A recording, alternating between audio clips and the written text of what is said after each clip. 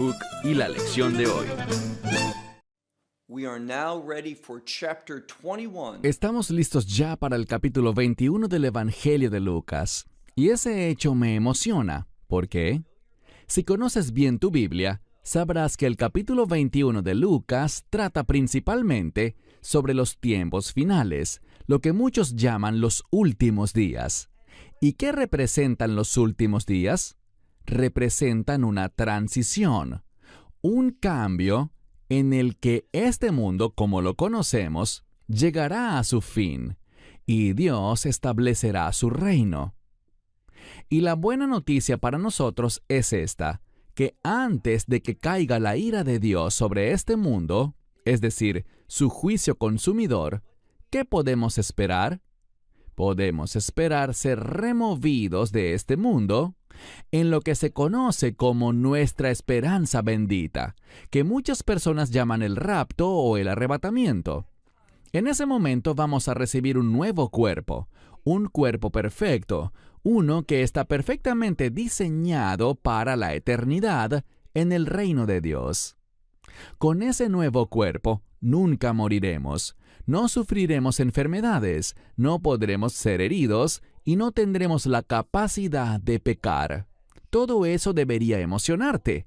Todo eso es maravilloso.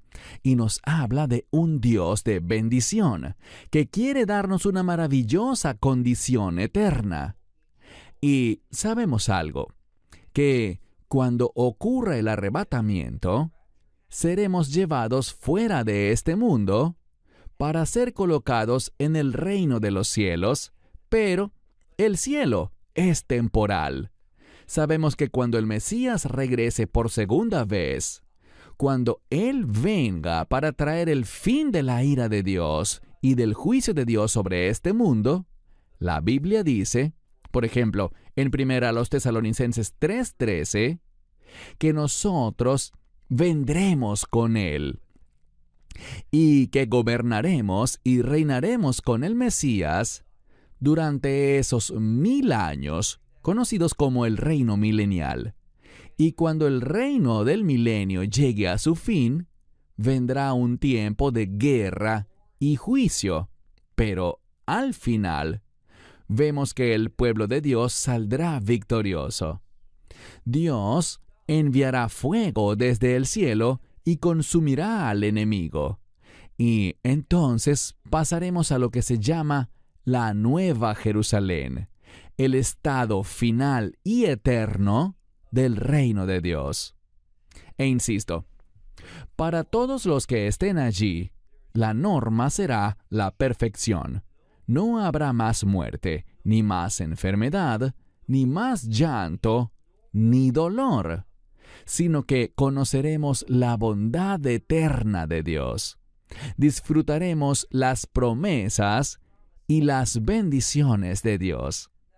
Digo todo esto para animarte, porque si estás pensando correctamente, vas a querer saber cuáles son los eventos previos que deben suceder proféticamente y qué enseña el Mesías al respecto.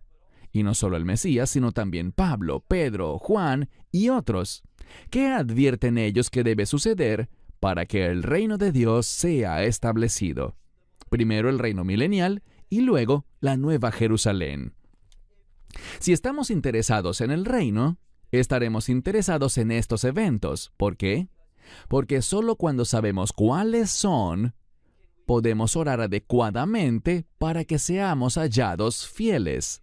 Dicho de otra manera, para que seamos hallados viviendo obedientemente en medio de estos eventos de los últimos días. Ahora, sabemos que tenemos una promesa de parte de Dios, y esa es que jamás experimentaremos su ira. ¿Qué nos dice Pablo en Romanos 8, verso 1? Que ya no hay condenación para los que están en el Mesías Yeshua. Y estar en el Mesías tiene que ver con esa relación de nuevo pacto que solo la fe en nuestro Señor y Salvador, Yeshua HaMashiach, Jesucristo, puede producir. Así que toma tu Biblia y ve, como dije, al Evangelio de Lucas, capítulo 21. Noten que vamos a comenzar de una manera interesante. Tal como vemos en el Evangelio de Marcos, al final del capítulo 12, antes del capítulo 13 que habla sobre los tiempos finales, Marcos también usa el mismo evento para introducir los últimos días, lo que el Mesías quiere que aprendamos. ¿Y por qué encontramos este relato? Bueno, lo hacemos por una razón muy específica y aprenderemos cuál es en un momento. Versículo 1 del Evangelio de Lucas, en el capítulo 21. Leemos: Pero al alzar la vista, y esta frase significa reconocer algo, prestar atención y ver, discerniendo algo. De nuevo, pero al alzar la vista vio a los que echaban sus ofrendas en el arca del tesoro. Y este tesoro sería el tesoro del templo. ¿Y quiénes estaban haciendo esto? Bueno, dice los que echaban, y luego se nos dice al final del versículo 1, que estos que estaban haciendo sus donaciones, echando sus ofrendas en el tesoro del templo, eran, ¿quiénes? Los ricos. Bien, la riqueza puede ser una bendición, pero también la riqueza puede traer algunos problemas, porque muchas veces cuando alguien tiene dinero, en lugar de ser un buen administrador o mayordomo de ese dinero comienza a controlarlo. Y las personas comienzan a confiar en sus riquezas en lugar de confiar en Dios. Lo que vamos a ver claramente en los últimos días es que no podemos confiar en el dinero. El dinero no nos ayudará. De hecho, si vives entregado al dinero, serás engañado por el enemigo y no serás hallado fiel. Por supuesto que conozco personas ricas que son generosas, que son gente de fe, cuyo dinero no los controla, sino que son buenos administradores de su riqueza. Y eso es maravilloso, es un testimonio poderoso, eso habla de su madurez espiritual. Pero eso es algo muy infrecuente, por decirlo menos. Así que de nuevo vemos que el Mesías prestó atención, él vio, alzó su vista y miró a aquellos que se nos dice que son ricos y echaban sus ofrendas en el tesoro. Insisto, este es el tesoro del templo. Leamos ahora el versículo 2. Pero, esto significa, en contraste con ellos, allí estaban los ricos, pero vamos a ver a otra persona que era lo contrario de estos ricos. Y dice, pero también vio a cierta viuda pobre, y ella está echando allí. Y noten que hay un énfasis en ese lugar, en el templo. Vamos a ver que había muchos que, como en los días del profeta Jeremías, confiaban en el hecho de que vivían en la ciudad donde estaba el templo y tomaban gran consuelo, un falso consuelo, creyendo que debido a que había un templo en Jerusalén, nada malo podría sucederles a ellos. Pero estos individuos estaban totalmente equivocados. Mira de nuevo la escritura. Dice que ella está echando allí 2, y la palabra aquí es leptas. Una lepta es una moneda muy pequeña que incluso podríamos calificar como insignificante. Pero noten que no era una, sino 2, y como siempre los números son importantes en la Biblia. El 2 habla de 2 opiniones diferentes, o podríamos decir 2 opiniones que están en conflicto. Y vamos a ver que hay un contraste aquí entre los ricos y esta viuda pobre en cuanto a su motivación para dar y en cuanto a cómo estaban dando. Ella entonces dio 2 leptas, verso 3. Y él dijo, de cierto les digo que esta viuda pobre, más que todos ellos, es decir, todos esos ricos, echó. Así que ella echó esas 2 leptas, y el Mesías dice, más que todos estos ricos, que todas las ofrendas y donaciones, ella dio más, según el Mesías. Bien, ¿cómo es eso posible? O sea, estos ricos estaban dando muchas ofrendas, y las personas adineradas tienden a dar grandes ofrendas. Ellos estaban allí en el templo con el propósito de adorar. Entonces, ¿por qué diría Yeshua que esta viuda pobre dio más, aunque dio solo 2 leptas? Estas moneditas tan pequeñas, que de hecho muchos dirían que son monedas insignificantes, 2 leptas, que no equivalen casi a nada. Así que es extraño, es peculiar que Yeshua dijera que más que todos estos, ella dio. ¿Por qué? Ahora Él lo responderá. Versículo 4. Porque todos estos, de su abundancia. Bien, esto tiene que ver con abundancia, hablando de riquezas. Ellos dieron de su exceso. Tenían mucha riqueza y por lo tanto dieron mucho, pero realmente no les afectaba en el día a día. Ellos eran ricos y podían hacer grandes donaciones, pero lo hacían de su excedente, lo hacían de su abundancia. Esto es un contraste con respecto a la viuda pobre. ¿Por qué? Bueno, ellos dieron de su abundancia al tesoro, es decir, sus ofrendas a Dios, pero ella, y de nuevo en contraste, recuerden el número 2, en contraste, ella de su, y noten la siguiente palabra, de su pobreza. Ella dio de su pobreza todo su sustento o el sustento de su vida. La palabra aquí para vida es la palabra bios, de donde obtenemos la palabra biología. Biología es el estudio de la vida. Y lo que la Escritura está diciendo aquí, y el Mesías está enfatizando esto para ti y para mí, para el lector, es que esta viuda pobre dio todo lo que tenía en su vida. Ella dio y no le quedó nada más que dar. ¿Por qué eso es diferente? Porque su ofrenda decía algo. Mientras que los ricos, y de nuevo, no hay nada de malo en tener riquezas. Lo importante es cómo usas tu riqueza, cómo administras esa riqueza. Pero aquellos que son ricos tienden a confiar en su riqueza. Y por lo tanto, ellos daban, tal vez daban grandes ofrendas, mucho dinero, pero aún les quedaba mucho en exceso.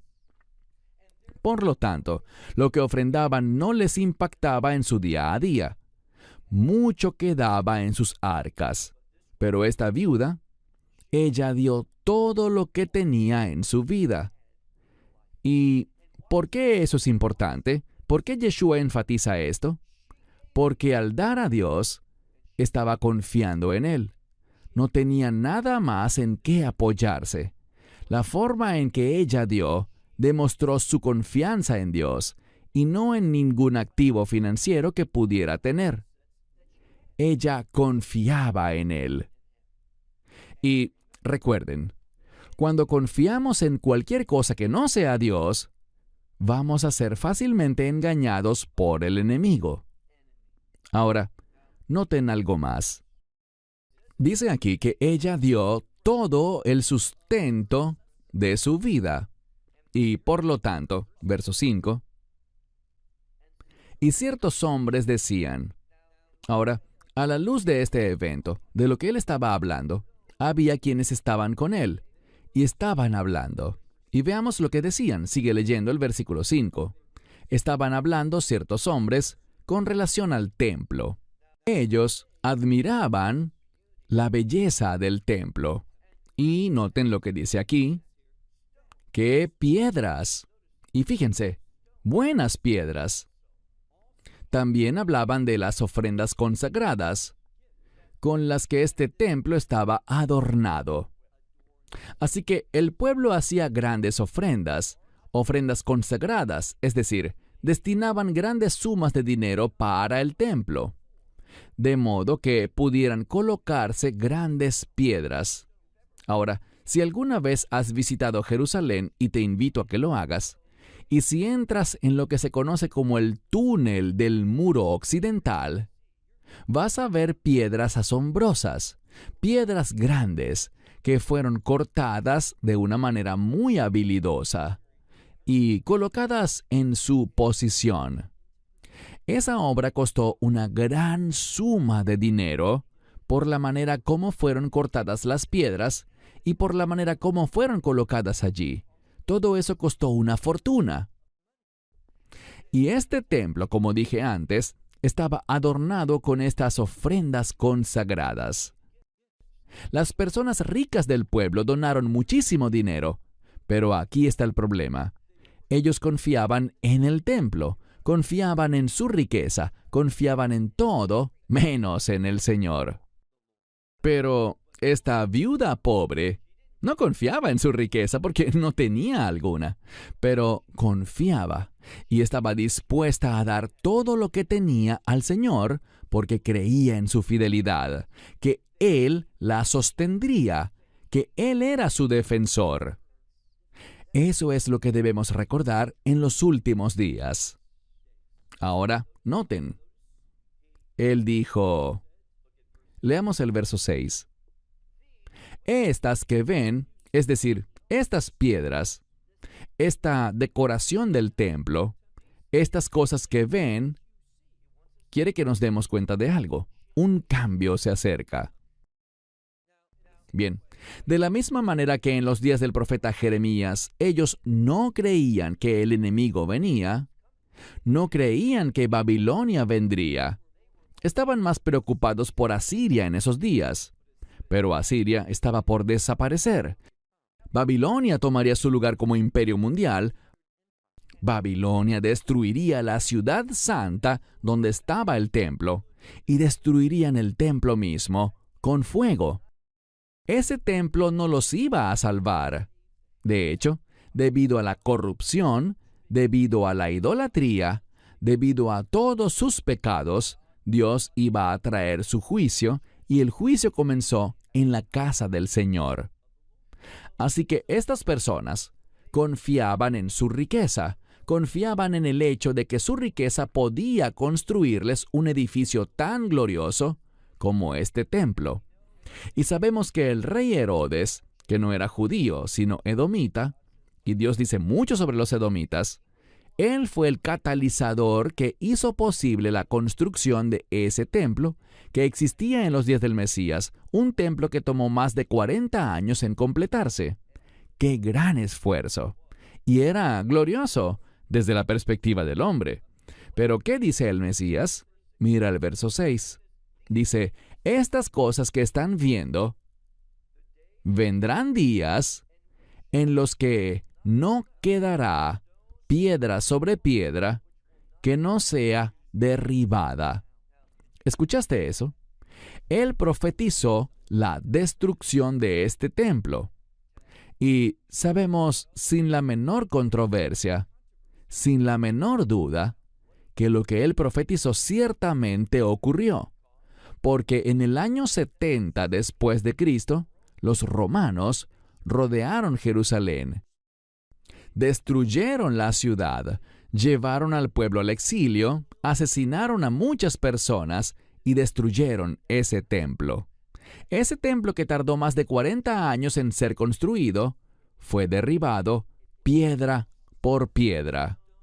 Y si vas a Jerusalén hoy en día, sí, puedes ver algunas de sus hermosas piedras en el muro de contención, y también podrás ver las piedras que fueron derribadas, tal como dijo el Mesías, que rompieron las calles, abollaron las calles a lo largo de las excavaciones del sur en la ciudad vieja.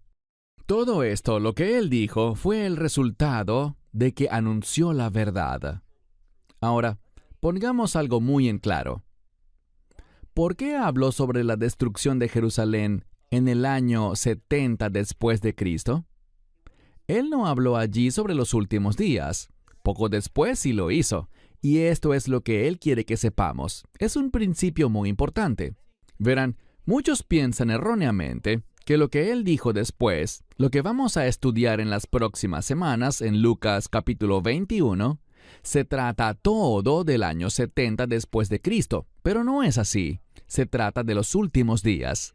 Y la razón por la cual Él habló sobre la destrucción del templo que ocurrió en el año 70 después de Cristo fue para enseñarnos algo. De la misma manera que Él profetizó con perfección y exactitud lo que sucedería 40 años después, en el año 70 después de Cristo, con la destrucción del templo por Tito y los romanos, así también será perfecta y exacta su profecía en cuanto a lo que anunciará sobre los últimos días. Entonces, Él dio evidencia de que podemos confiar en Él, de que podemos confiar en su palabra, que lo que Él dice en verdad sucederá. Y por lo tanto, encontramos algo. Mira ahora el versículo 7, nuestro último versículo. Pero ellos le estaban preguntando diciendo, Maestro, por tanto, ¿cuándo ocurrirán estas cosas? Bien, vamos a ver que ellos quieren saber cuándo será destruido ese templo. Cuando analizamos la Escritura, y veremos esto en lo que el Mesías nos dirá en las próximas semanas, una vez más, Él va a mostrarnos que fue perfectamente exacto en su profecía con respecto a aquel templo, por lo cual, en cuanto a su profecía para los últimos días, debemos entender que también será perfectamente exacto. Que todas estas cosas que vamos a encontrar en las próximas semanas sobre los tiempos finales, debemos creerlas. Si Él fue exacto en su profecía sobre el 70 después de Cristo, también lo será en cuanto a los eventos de los últimos días. Entonces dice que le preguntaron diciendo, Maestro, ¿cuándo entonces sucederán estas cosas? ¿Y cuál será la señal de que estas cosas deben suceder? Bien, ellos quieren saber, y lo que Él va a revelar, como dije, en nuestros estudios durante las próximas semanas, es que lo que ocurrió en el año 70 después de Cristo nos da un punto de vista, una perspectiva para lo que sucederá en los últimos días. Y estas cosas van a ser difíciles.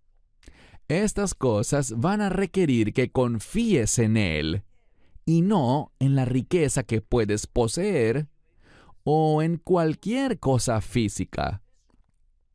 Podemos avanzar rápidamente y mirar lo que dice Juan en el libro de Apocalipsis.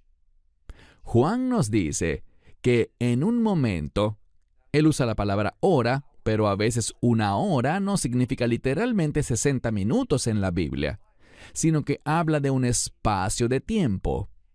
Y lo que la palabra de Dios nos dice en Apocalipsis capítulo 19 es que en un momento toda la riqueza de este mundo se volverá nada. No tendrá valor. Les he compartido antes algo sobre el dinero. El dinero, ante los ojos de Dios, es llamado injusto. No estamos hablando de que está bien comportarse de una manera injusta y ganar dinero así. Eso no es lo que dice la Escritura. La Biblia simplemente dice que el dinero es injusto en sí mismo. ¿Por qué?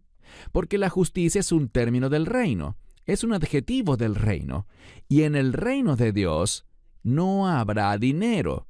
No hay billeteras ni bancos en la Nueva Jerusalén. Hay bancos en la Vieja Jerusalén, pero no en la Nueva Jerusalén. En el reino de Dios no hay lugar para el dinero, porque el reino de Dios es un reino justo, y la justicia manifiesta la gloria de Dios. Eso es lo que hace especial al reino de Dios. Nosotros que entraremos en el reino de Dios, vamos a entrar en la gloria de Dios. Su presencia estará con nosotros. No habrá dinero allí. Por lo tanto, no confíes en la riqueza. No confíes en las cosas de este mundo, porque Dios va a provocar eventos, y hablaremos de algunos de ellos, que en última instancia harán que toda la riqueza de este mundo no tenga valor. no tendrá ningún valor.